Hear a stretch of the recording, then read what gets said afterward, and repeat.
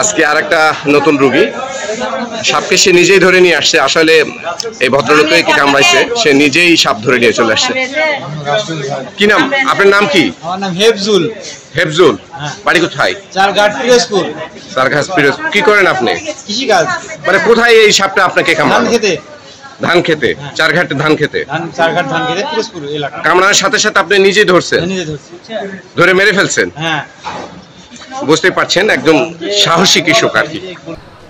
সকালকে ধান খেতে ধান কাটতে কাজে গেছি, ধান কাটা শেষই হয়ে এসেছে, তারপরে সাপ দিয়ে বাইরে চলে আসতেছে। সাপ কাস্তি দিয়েছে হাতে, কাজ ধরতে লেগে সাপ উল্টা এসে কামড় দিয়েছে।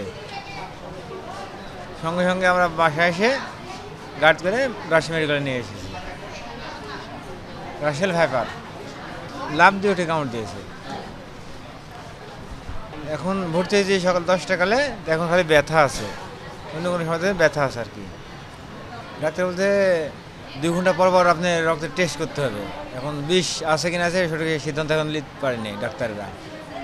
সাপকে একটা কামড় দিয়েছে আমার প্রায় যখন 8:30 পৌনে 9টা কামড় দিয়েছে। সাপটাকে মারিছি, কাছে দিয়ে মারিছি, মারি সাপটা ধরে হাতে করে নিয়ে বাড়িতে আসছি, আসে ব্যাগে নিয়েছি।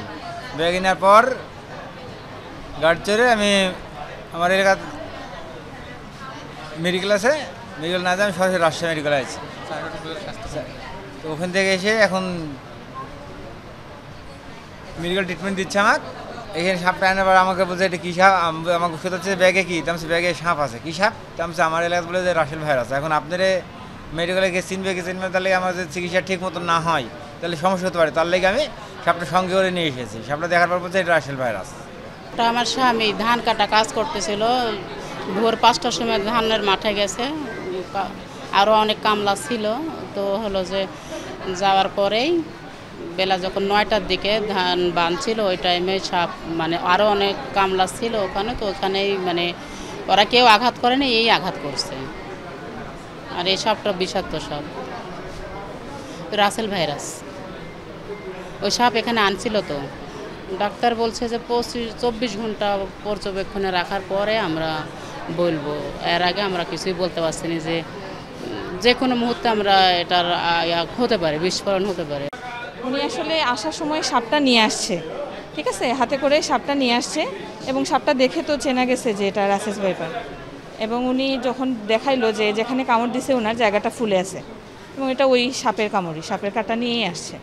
এবং ওনার মাঝে ডেঞ্জার সাইন যেটা খুব একটা নাই, শুধু জায়গাটা ফুলে আছে এবং ব্যথা আছে। তার জন্য আমরা যে প্রয়োজনীয় চিকিৎসা যেগুলো সম্পূর্ণটাই শুরু করেছি, ঠিক আছে। আশঙ্কামুক্ত এখনই সেটা বলা যাবে না, আমরা এটা অবজারভেশনে রেখেছি, 24 ঘন্টা দেখব।